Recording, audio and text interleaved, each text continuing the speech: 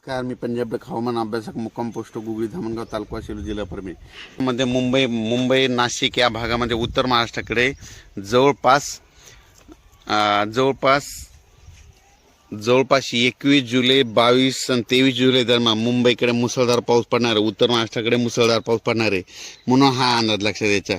त्याच्यामध्ये राज्यात सांगायचं झालं तर परत एकदा 25च्या दरम्यान परत एक कमी दाबाचा पट्टा येणार आहे. त्याच्यामुळे 25, 26, 27, 28 दरम्यान जुलै दरम्यान देखील राज्यात चांगला पाऊस पडणार आहे म्हणून हा अंदाज लक्षात द्यायचा.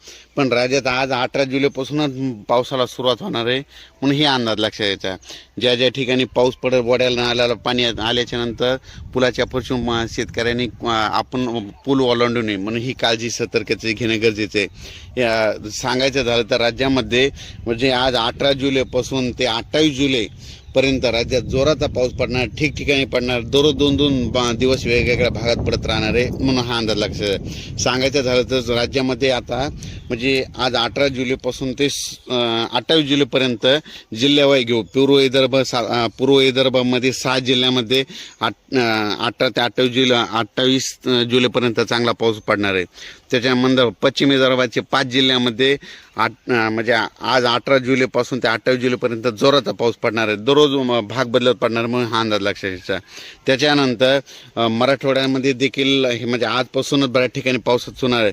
म्हणजे आज 18 जुलै ते 28 जुलै दरम्यान कोणत्याही गावात त्याच्यातून वंचित राहणार नाही. म्हणजे दोनदा पाऊस येऊन जाईल म्हणून मराठवाड्यातल्या प्रत्येक गावातल्या लोकांनी लक्षात घ्यायचं. म्हणजे दोनदा पाऊस तुमच्या गावाला येणार हे लक्षात घ्यायचं. त्याच्यानंतर पश्चिम महाराष्ट्रात देखील 18 ते 28 जुलै दरम्यान दोनदा पाऊस चांगला पडणार आहे म्हणून हे अंदाज लक्षात घ्यायचा. उत्तर महाराष्ट्रात देखील जरा जास्तच पाऊस पडणार आहे म्हणून हा अंदाज लक्षात घ्यायचा. उत्तर महाराष्ट्रामध्ये 21 जुलै 22-23 जुलै दरम्यान मुसळधार पाऊस पडेल, अतिवृष्टी होईल, मुंबईकडे अतिवृष्टी होईल म्हणून हा अंदाज लक्षात घ्यायचा. सांगायचं झालं तर राज्यामध्ये सर्वत्र 18 जुलै ते 28 जुलै दरम्यान सर्वत्र म्हणजे दररोज वेगवेगळ्या भागात पाऊस पडणार, प्रत्येक गावामध्ये पाऊस दोनदा येऊन जाणार आहे म्हणून हा अंदाज लक्षात घ्यायचा. अचानक वातावरण बदल झाला तर परत एक मेसेज दिला जाईल. राज्यात